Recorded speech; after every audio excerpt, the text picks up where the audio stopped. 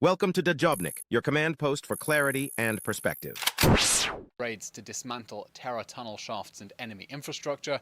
It is doing so while operating against terror holdouts in the northern and central strip, including against terrorists hiding in a school and exploiting other civilian infrastructure in flagrant violation of international humanitarian law. An update on UNRWA. Following recent damning revelations, including the evidence laid before the US House Foreign Affairs Committee, Prime Minister Benjamin Netanyahu has called for other UN agencies to replace UNRWA, which has been totally infiltrated by Hamas, he said, and acts in its service. Meeting UN ambassadors yesterday, the Prime Minister called for the UN to understand that UNRWA's mission must end. Israel wants to see humanitarian aid reach civilians in Gaza who need it, while making sure that Hamas cannot steal it. The Prime Minister therefore underscored the need for an objective and constructive body to deliver aid to civilians in Gaza.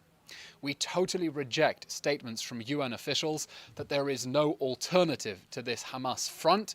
This is simply poppycock. The fact is, UNRWA is doing a terrible job at distributing aid. Its leaders are covering up their failure and their cover-up of Hamas by scapegoating Israel. Our neighbours in Gaza deserve aid agencies that will serve them and not themselves or Hamas.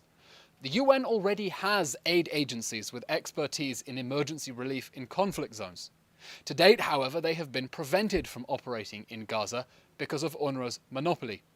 These viable alternatives must be developed now so that aid can be distributed effectively and professionally, instead of being routed through an agency that is not only compromised by terrorists, but failing to do its job.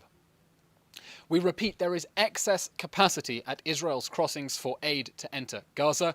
The problem rests with the Hamas front that the world community has foolishly and scandalously trusted to deliver aid to civilians. We think it's frankly deplorable that international actors are closing ranks to protect this failed agency, instead of working to develop viable, effective, and proven alternatives. Donors wishing to help civilians in Gaza must reroute aid funds earmarked for UNRWA to agencies that do not employ, collude with, or cover up for terrorists. Those alternatives exist, and it is way past time to use them. Meanwhile, Israel also calls for an independent, in-depth, and transparent investigation into UNRWA's conduct in the Gaza Strip over the years. We're confident that the results of that investigation will shock global taxpayers, with revelations of how their money has financed, fueled, and covered up for terrorism for decades. The UN and its leadership have simply been ignoring evidence for decades, responding instead by smearing and defaming the independent watchdogs that have been sounding the alarm.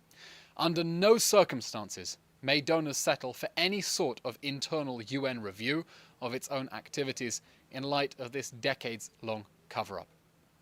An update now on the October 7 hostage crisis. Yesterday, Prime Minister Benjamin Netanyahu announced we are working to achieve another framework for a hostage release and explained his red lines, including no end to the war, no withdrawal of the IDF from the Gaza Strip, and no release of thousands of terrorists. The Prime Minister clarified Israel remains committed to achieving all three of its war aims, which are non-negotiable and which we intend to achieve simultaneously: destroying Hamas, releasing the hostages, and making sure that Gaza can never again pose a threat to the people of Israel.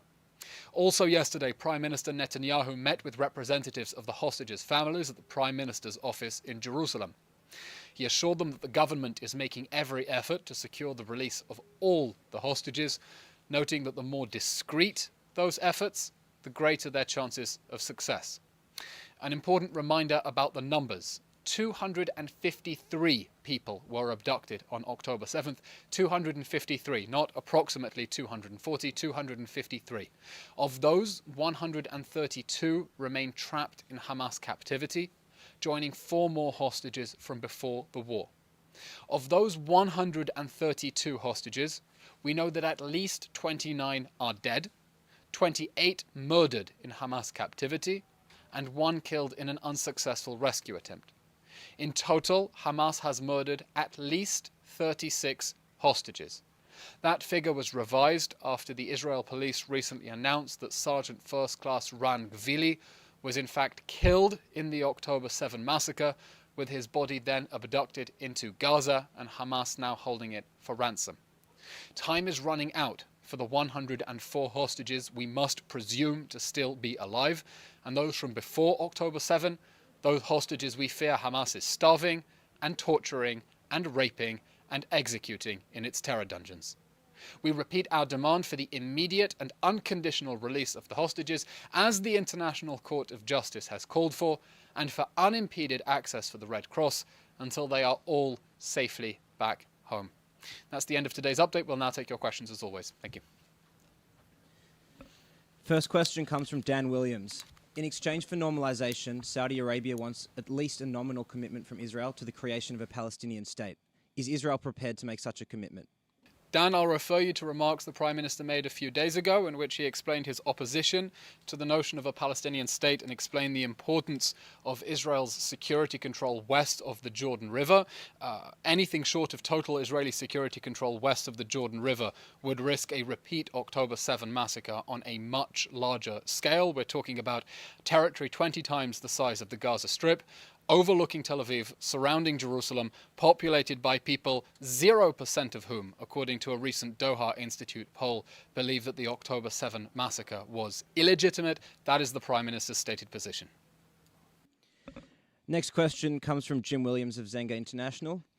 The Prime Minister told a UN envoy that UNRWA must be replaced. At the same time, some of the UN agencies are asking the US and other countries to resume funding.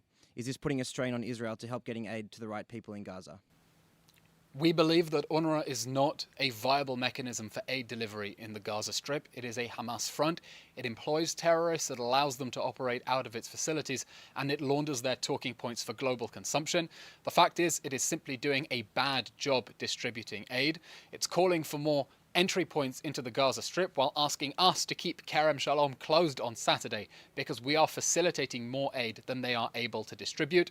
As I said in the briefing today, the UN has other aid agencies. They exist. They operate all over the world in other conflict zones. They have the manpower. They have the expertise, and it is time to put them in action in the Gaza Strip. There are people there who, as we are consistently reminded by the international community, need international aid, and it is important that they achieve it through professional agencies and not through the Hamas front that is UNRWA.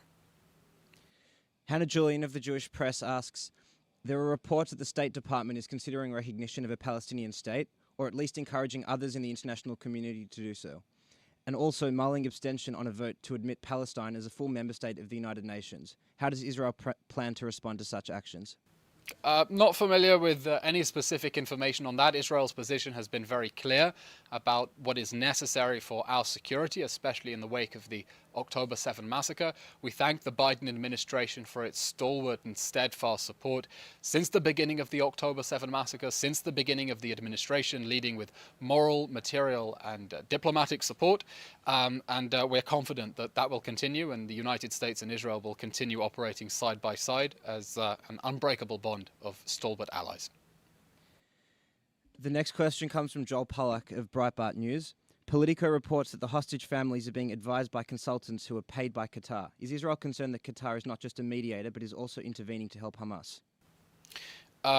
As the Prime Minister has said before on previous occasions, Qatar has leverage over Hamas's leaders. It hosts Hamas's leaders on its soil.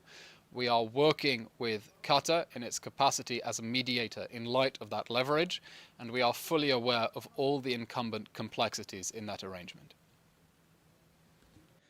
The next question comes from Lior Soroka of The Washington Post. Anadolu Agency reported today that the IDF fully withdraws from northern and western areas of North Gaza. Can you relate to that? The IDF announced recently that it had succeeded in completely dismantling Hamas's terror infrastructure in the northern Gaza Strip and dismantling Hamas's weapons production capability in the central Gaza Strip. We therefore shifted to a new stage of the fighting. Our forces, however, continue to target pockets of resistance and Hamas and Islamic Jihad fighters inside the Gaza Strip. The northern areas, including a group of Islamic Jihad fighters who were operating out of a school, and I'll refer you to the statements coming out from the IDF on its Telegram channels with ongoing updates about operational movements in the Gaza Strip. Okay, that's all we have time for. Thanks for watching. Don't forget to like, share, and hit subscribe to stay updated with our latest content. Until next time, stay informed and inspired. This is Dejobnik signing off.